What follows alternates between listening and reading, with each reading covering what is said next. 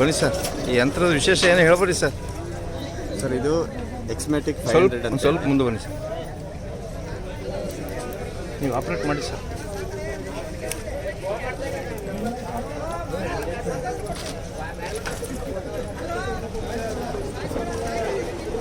ಹೇಳಿ ಸರ್, ಏನಿದು ವಿಶೇಷ ಏನು ಸರ್? ಇದು ಎಕ್ಸ್ಮ್ಯಾಟಿಕ್ 500 ಅಂತೇಳಿ.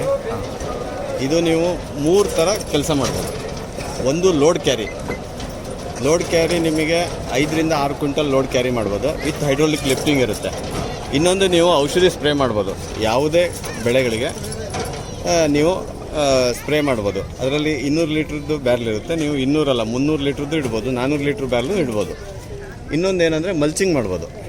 ಹಿಂದ್ಗಡೆ ಸ್ಟಬಲ್ ಮೂವರ್ ಇರುತ್ತೆ, ನೀವು ಅದರಲ್ಲಿ ಮಲ್ಚಿಂಗ್ ಮಾಡ್ಬೋದು. 3 ಥರ ನೀವು ವರ್ಕ್ ಮಾಡ್ಬೋದು. ಇದು ಇ ವಿ ಬ್ಯಾಟ್ರಿ. ನೀವು ಇದರಲ್ಲಿ ಇದು 5 kV ಬರುತ್ತೆ, ಇನ್ನೊಂದು 10 kV ಬರುತ್ತೆ. 5 kVದಾದರೆ ನೀವು 5 ಇಂದ 6 ಅವರ್ ಚಾರ್ಜ್ ಮಾಡಿದರೆ 8 ಅವರ್ ಗಾಡಿ ರನ್ ಮಾಡ್ಬೋದು. ನೀವು 10 kVದಾದರೆ 8 ಅವರ್ ಚಾರ್ಜ್ ಮಾಡಿದರೆ 10 to 12 ಅವರ್ ರನ್ನಿಂಗ್ ಮಾಡ್ಬೋದು ಗಾಡಿ. ಕಾಸ್ಟ್ ಸರ್, ಬೆಲೆ ಸರ್? ಕಾಸ್ಟ್ ನಿಮಗೆ ಖಾಲಿ ಬೇಸಿಕ್ ಗಾಡಿ ಮಾತ್ರ ನಿಮಗೆ 495 ಆಗುತ್ತೆ. ಸ್ಟಬಲ್ ಮೂವರು ಮತ್ತು ನಿಮಗೆ ಸ್ಪ್ರೇಯರ್ ಟ್ಯಾಂಕ್ ಎಲ್ಲ ಆಕ್ಸೆಸರೀಸ್ ಆಗಿ ಇರುತ್ತೆ. ಓಕೆ ಸರ್, ಇದು Kilambi agri to Shivamogga garden second class.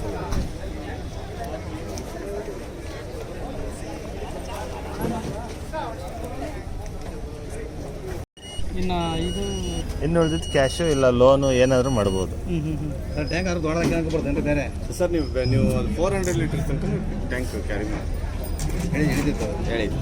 ನೀರು ಇದಕ್ಕೆ ಸ್ಪ್ರೇ ಮಾಡೋದು, ಸ್ಪ್ರೇ ಮಣ್ಣು ಗೊಬ್ಬರ ಅಡಿಕೆ ಎಲ್ಲ ಇರ್ಬೋದು, ಮತ್ತು ಮಲ್ಚಿಂಗ್ ಮಾಡ್ಬೋದು. ಒಂದು round ಹೊಡ್ಸ್ಬಿಡಿ sir.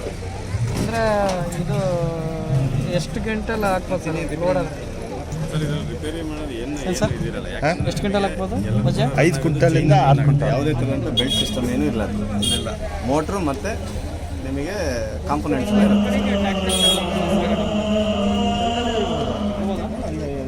Same E V ಕಾರಲ್ಲಿ ಏನು ಲಿಥಿಯಂ ಬ್ಯಾಟ್ರಿ ಇರುತ್ತೆ, ಅದೇ ಬ್ಯಾಟ್ರಿ ಇದರಲ್ಲಿ ಯೂಸ್ ಮಾಡಿದ್ದೀವಿ ಸರ್. ಹೊಸ ಬ್ಯಾಟ್ರಿ ಹಾಕೋಂಥ ಅವಶ್ಯಕತೆ ಇರಲ್ಲ. ಯಾವುದು ಶೆಲ್ ವೀಕ್ ಇರುತ್ತೆ ಆ ಶೆಲ್ ಮಾತ್ರ ರಿಮೂವ್ ಮಾಡಿ ಹಾಕ್ಬೋದು.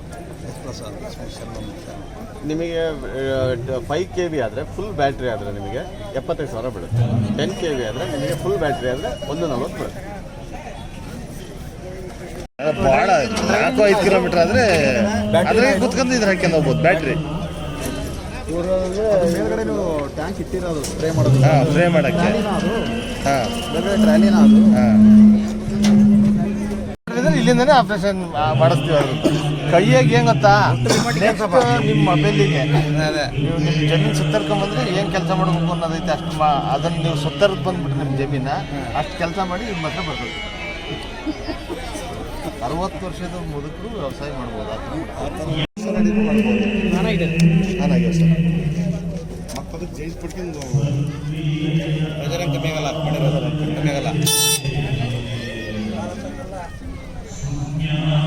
ಅದೇ ಪಂಪ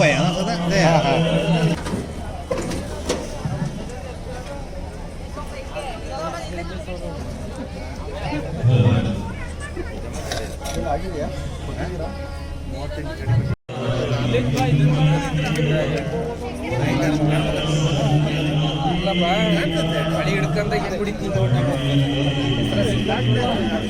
ಔಷಧಿ ಹೊಡೆಯೋದು ಅಂದಾಗಿ